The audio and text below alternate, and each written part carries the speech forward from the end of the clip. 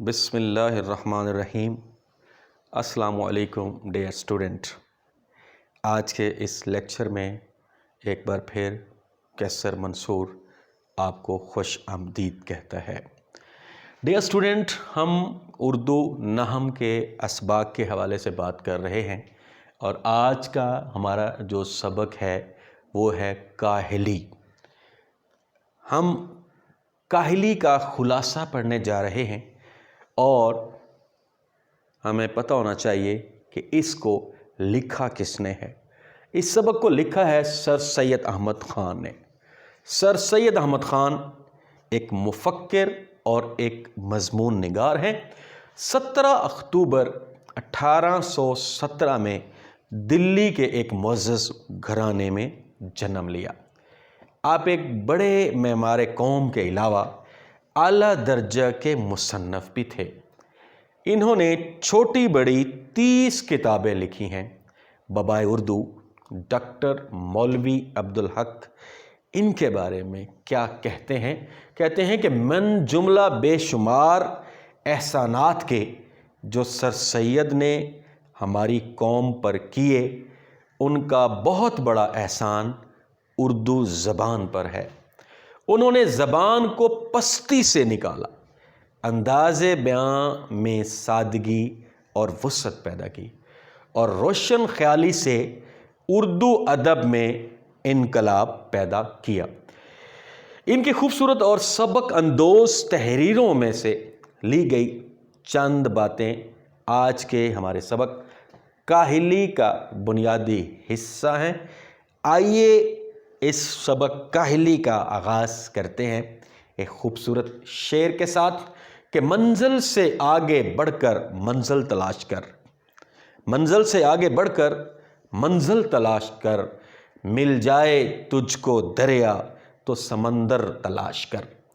جی تو dear student, جیسا کہ ہم خلاصہ جات کے حوالے سے اپنے ہر لیکچر میں بات کرتے ہیں اور آج کے ہمارے اس تیسرے سبق میں ہم خلاصہ پڑھنے جا رہے ہیں، اور آپ نے نوٹ کیا ہوگا اور آپ نے دیکھا ہوگا کہ ہم خلاصے کو پڑھنے سے قبل، پڑھنے سے پہلے ان کو مختلف ہنٹس میں، مختلف پوائنٹس میں ہم ان کو تقسیم کر لیتے ہیں، مختلف حصوں میں تقسیم کر لیتے ہیں، اور اس کا فائدہ کیا ہوتا ہے کہ ہمیں رٹا نہیں لگانا پڑتا، بلکہ ہمیں یاد کرنے میں، سمجھنے میں جو ہے وہ بڑی آسانی ہو جاتی ہے۔ اور اگر آپ ان پوائنٹس کو ذہن میں رکھتے ہیں تو پھر آپ خلاصے کو اپنے الفاظ میں، اپنے انداز سے بیان کر سکتے ہیں۔ تو کاہلی میں آج ہمارے 6 باتیں ہیں۔ کاہلی کا معنی ہے دلی قوا ہے، سخت کاہل اور وحشی ہے، وزادار وحشی ہے، قواعد دلی کے مواقع ہیں، فکر و کوشش کے مواقع ہیں یا فکر و کوشش کی جستجو ہے۔ تو سب سے پہلے جو ہے ہم بات کریں گے کاہلی کا معنی۔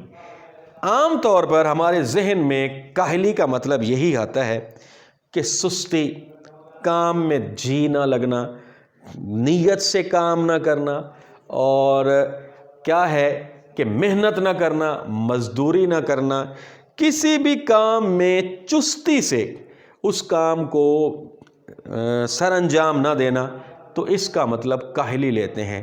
یہ ہمارے ہاں عام میننگز میں یوز ہوتا ہے کہ وہ بڑا کاہل ہے، اور ہم یہی کہتے ہیں کہ وہ بڑا سست ہے۔ لیکن اس سبق میں سر سید احمد خان نے کاہلی کے بارے میں جو ایک کنسپٹ پیدا کیا ہے، جو ایک چیز پیدا کی ہے، جو ایک نیا انداز یا نئی بات جو پیش کی ہے، وہ کہتے ہیں کہ اس کا مطلب ہرگز یہ نہیں ہے۔ اس کا مطلب وہ یہاں بیان کرتے ہیں کہ دلی قوا۔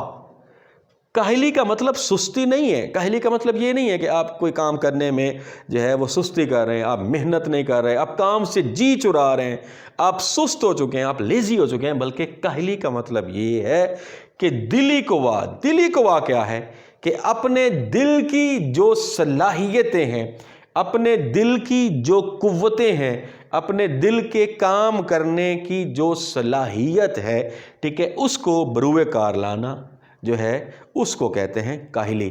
اچھا، اکثر آپ نے دیکھا ہوگا کہ ایک ایسا کام جس کو آپ نہیں کرنا چاہتے اور آپ کو وہ کام کرنا پڑتا ہے، تو اس میں آپ کی جو دلچسپی کا عنصر ہے، جو دلچسپی کا جو آپ کا لیول ہے، وہ اس میں کم ہوگا۔ لیکن ایسا کام جس میں آپ کی دلی قوہ بھی شامل ہے، آپ کی دلی مرضی بھی شامل ہے، آپ کی دلی رضا بھی شامل ہے، آپ اس کام کو نیت سے کرتے ہیں اور اپنے دل کی صلاحیتوں کو بروئے کار لاتے ہیں، تو اس وجہ سے وہ کام جو ہے وہ اچھے طریقے سے جو ہے وہ ہو پاتا ہے۔ اچھا، اب ہم اگلا ہے سخت کاہل اور وحشی کب ہو جاتے ہیں، ٹھیک ہے؟ یعنی کون سی وہ ایسی چیزیں ہیں جن کو ہم اڈاپٹ کرتے ہیں تو ہم سخت کاہل اور وحشی ہو جاتے ہیں۔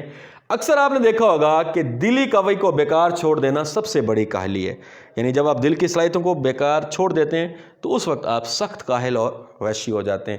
اور پھر بہت سارے ہمارے معاشرے میں ایسے لوگ بھی ہیں جو اپنی تعلیم کے مطابق، اپنی ٹیلنٹ کے مطابق، ٹھیک ہے، ان میں جو صلاحیتیں ہیں اس کے مطابق وہ اپنا کام جو ہے وہ نہیں کر سکتے، یا ان کو اس کام کرنے کے مواقع نہیں ملتے۔ لوگ تعلیم بھی حاصل کرتے ہیں لیکن حقیقت میں ان پڑھے لکھے لوگوں میں بہت کم لوگ ہیں جو تعلیم کو سمجھ کر کام میں لاتے ہیں اور انہیں اس کام میں لانے کا موقع ملتا ہے، ٹھیک ہے؟ تو وہ لوگ ہوتے ہیں سخت کاہل اور وحشی۔ اب وزادار وحشی کیا ہوتی ہیں، ٹھیک ہے؟ ایک تو وہ لوگ ہیں کہ جو محنت کر رہے ہیں، جو کام کر رہے ہیں، اور آپ نے دیکھا ہوگا کہ جو لوگ روزانہ محنت مزدوری کے لیے نکلتے ہیں، ٹھیک ہے، تو ان کے مزاج میں کام کرنے کا جو ہے ایک طریقہ یا ایک ان کی جو عادت ہے وہ پختہ ہو چکی ہوتی ہے اور انہیں پتہ ہوتا ہے کہ ہم نے یہ کام کرنا ہے۔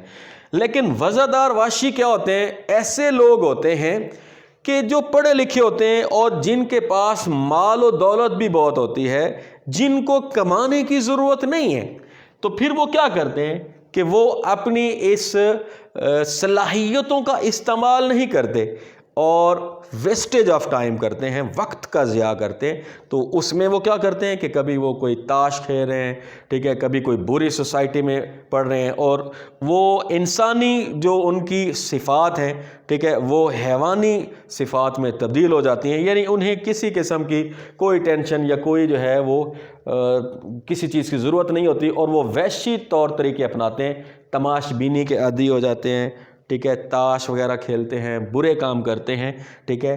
چونکہ انہیں کمانے کی ضرورت نہیں ہے، ان کے پاس مال و دولت ساری چیزیں موجود ہیں، تو وہ ہمارے معاشرے کے وزادار وحشی کہلاتے ہیں۔ قوائے دلی کے مواقع، سر سید احمد خان ہمیں بتاتے ہیں کہ ہندوستان میں کیا تھا کہ مقامی لوگوں کو کام کرنے کے یا ان کی صلاحیتوں کے یا ان کے ٹیلنٹ کے مطابق، ان کی صلاحیت کے مطابق کام کرنے کے مواقع نہیں دیے جاتے۔ اور ہمارے آج کے معاشرے میں بھی آپ نے یہ نوٹ کیا ہوگا کہ وہ لوگ جو صلاحیتیں رکھتے ہیں یا بہت زیادہ پڑھے لکھے ہیں، ٹھیک ہے، لیکن وہ اس جگہ پر نہیں ہیں انہیں جس جگہ پر موجود ہونا چاہیے تھا، تو اس وجہ سے وہ اپنی دلی قوا جو ہے، جو اپنی دل کی صلاحیتیں جو ہے وہ ان کو بروئے کار نہیں لا سکتے، اور اس وجہ سے انہیں مواقع نہیں ملتے۔ فکر و کوشش کے مواقع، ٹھیک ہے، اس لیے ہر انسان کو چاہیے، سر سید احمد خان اپنے سبق کے آخری پیراگراف میں ہمیں یہ میسج کنوے کر رہے ہیں، ہمیں یہ بتانا چاہ رہے ہیں کہ ہر انسان کو چاہیے کہ وہ فکر و کوشش کے جو مواقع ہیں انہیں ڈھونڈے، انہیں تلاش کرے، یعنی جتنا بھی ہو سکتا ہے وہ اس حوالے سے غور و فکر کرے، تلاش کرے ان کے۔ کیوں؟ اگر وہ ایسا نہیں کرے گا تو اس کا نتیجہ کیا ہو جائے گا کہ وہ بالکل بیکار ہو جائے گا۔ اور کسی بھی قوم کی ترقی کا جو راز ہے وہ اسی بات میں ہے کہ اس قوم کے ہر جوان کو فکر اور کوشش کرنی چاہیے اور اس کے مواقع تلاش کرنے چاہیے۔ تو ڈیئر اسٹوڈنٹ، یہ ہمارا سبق کاہلی کا خلاصہ مکمل ہوا ہے۔ تو میں امید کرتا ہوں کہ آپ لوگ جو ہے ان سارے پوائنٹس کو ذہن میں رکھیں گے، اس کے بعد آپ سبق ریڈ آؤٹ کریں گے۔ ریڈ آؤٹ کرنے کے بعد آپ ان پوائنٹس کو پیراگراف کی شکل میں لکھیں گے تو اس سے کیا ہوگا کہ آپ کا یہ خلاصہ جو ہے وہ کمپلیٹ ہو جائے گا۔ اور ایک خوبصورت شعر کے ساتھ اجازت چاہوں گا کہ خدا نے آج تک اس قوم کی حالت نہیں بدلی، خدا نے آج تک اس قوم کی حالت نہیں بدلی، نہ ہو جس کو خیال آپ اپنی حالت کے بدلنے کا۔ میں اسی کے ساتھ ہی اجازت چاہوں گا اور امید کروں گا کہ آپ اس کو تیار کریں گے۔ اگلے لیکچر میں ملاقات ہوگی۔ اللہ حافظ۔